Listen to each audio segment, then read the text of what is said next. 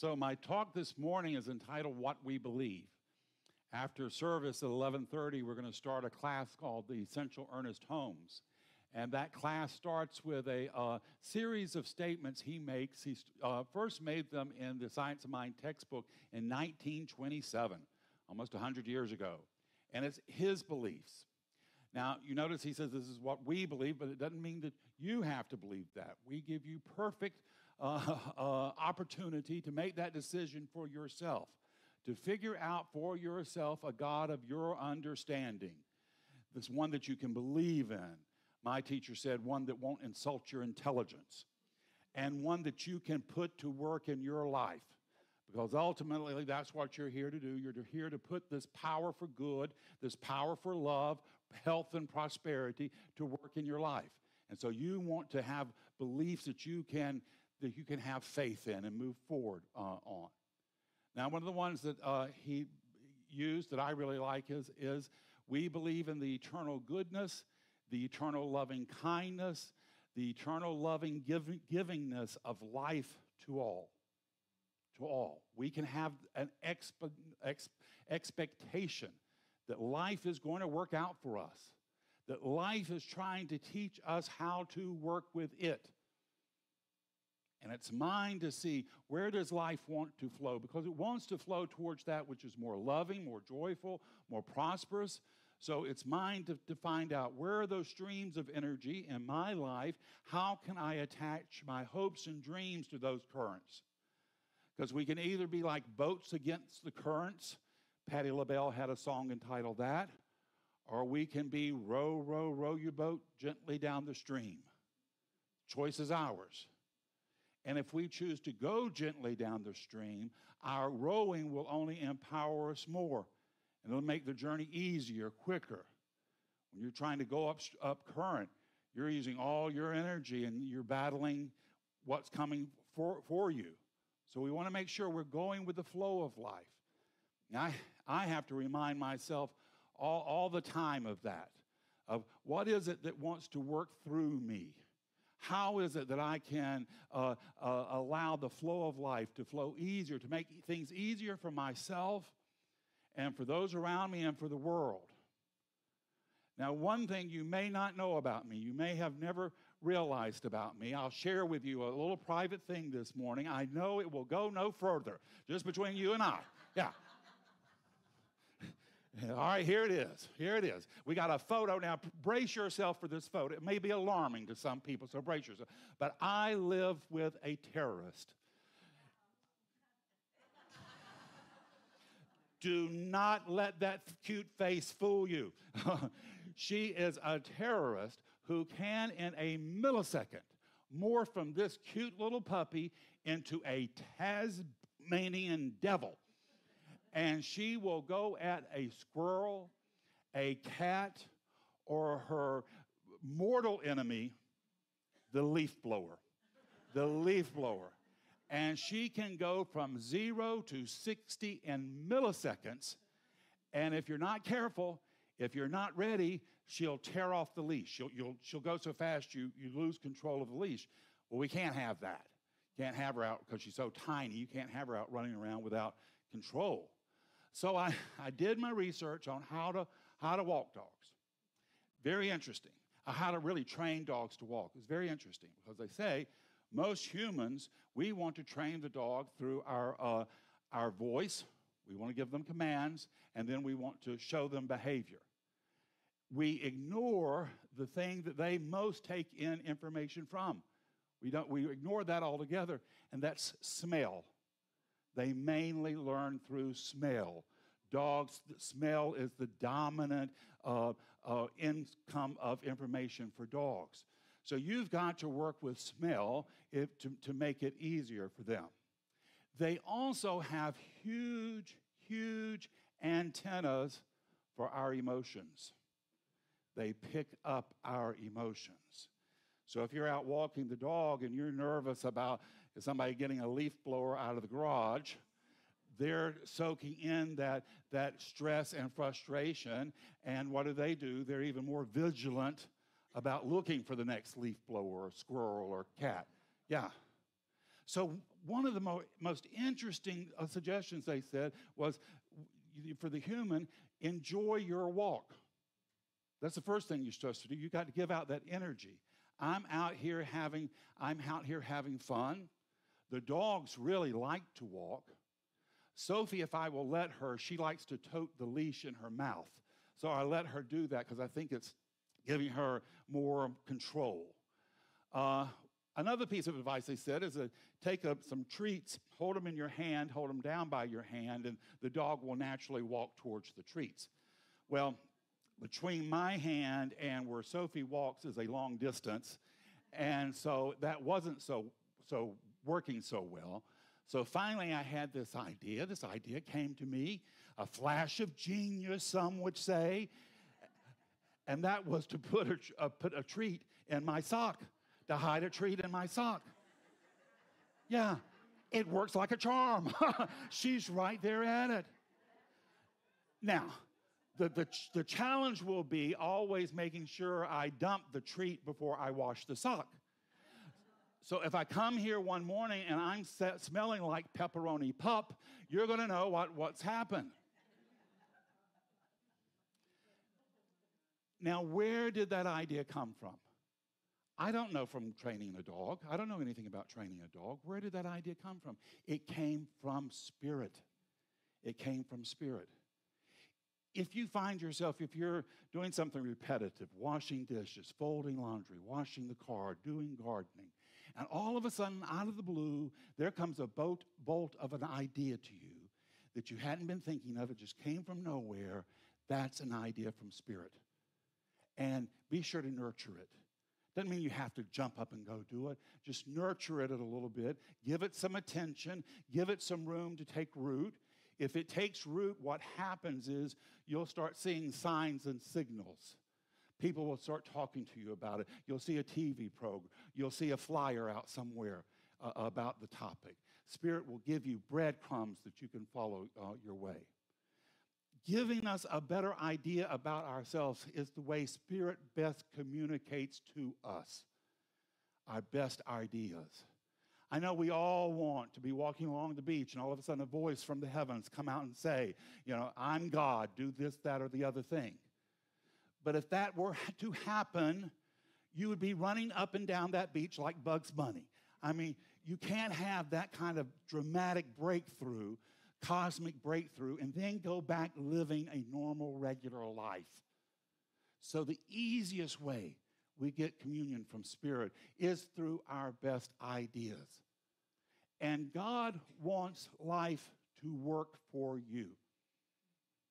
It has no interest in seeing you struggle and suffer. Why would a loving parent ever want its child to struggle and suffer?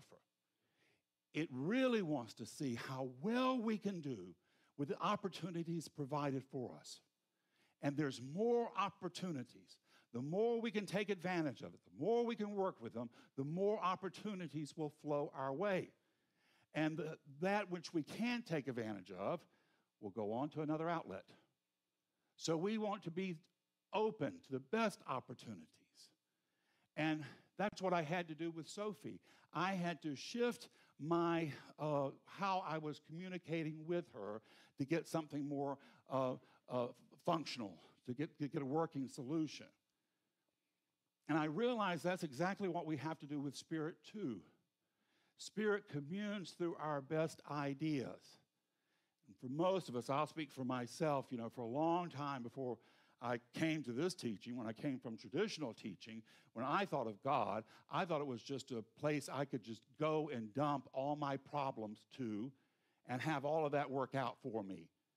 I could just go dump all my problems and it was going to sort them all out for me. But that's not how God participates in our life, because if it did that, then we would learn nothing from life. We would stay at our same level. It's here encouraging us to do the best we can, and it's there helping us so we can learn how to work with God, how to work with life, and how to use our emotions to bring something beneficial about.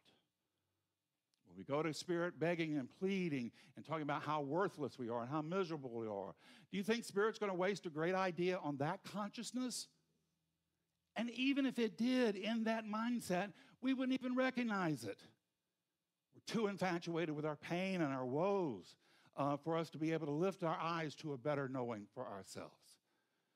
We want to go to Spirit in high expectation. In Scripture, it says the trumpeters were sent out before the enemy. The trumpeters, they sent the musicians out, not to beg for the goodness of life, but to proclaim it right where we are, right as we are. And then to look for and acknowledge, because what we look for, what we acknowledge, what we give energy to grows and thrives. There's a Sufi poet that said, "Love is my religion. Wherever love's camel takes me, that is my religion and that is my path." Dr. Holmes says, we see the incarnation of Spirit in all people, and all incarnations are from the one God. So we're here to treat each other like that. We're here to be open to the goodness of Spirit when it shows up from whatever source. I don't know if you heard this week or not, but there's a news story that got out that a really famous musician, Beyonce, had put out a country music song. And the country music radio stations didn't want to play it because they didn't think Beyonce looked like, somebody who should be singing country music. I think she looks like somebody who should be singing anything she wants to, and she's got enough money to sing anything she wants, and look good at it, by the way. So eventually her fans were letting them know that they would appreciate them playing her album. It got on the radio stations. Well, that's a good thing. What I was remembering about was that a long time ago, there had been another African-American female group that actually won Entertainer of the Year in 1974. And that was the Pointer Sisters. And the Pointer Sisters made country music release of the year from a song called Fairy Tale. Fairy Tale. One of them, of the four sisters, it was Anita. She had fell in love with this guy, madly in love. He came back to her and he told her he was not only married, but his wife was pregnant. And she sat down and she wrote this song, Fairy Tale. And she took it to the sisters. They were recording a double album in San Francisco, a double album, mind you. And so she took it to her sisters, and they looked it over and they said, well, this is a country music song. This is somebody's done somebody wrong. This is a country music song. And they were happy. They wanted to do it. But the producers and the musicians, because they were in San Francisco, they had a bunch of deadheads, musty, dusty hippies in there trying to play. And they were like, this is a country music song. We don't want to play this. Well, the manager told them, well, we'll go to Nashville. They know how to play country music. We'll go to Nashville. So that's what they did. Got to Nashville. The cut only got on this double album because they needed one more song. And this was the last one they put on. The rest of the album is jazz, it's blues, it's all kinds. They were very, very talented women. So they hit the road. And back in 1974, if you were on the road, we didn't have cell phones. We didn't have internet. You could just be out in the country and not knowing what's going on. Well, that's what was happening to them. And at one point, they got word that one of the album was up for a Grammy.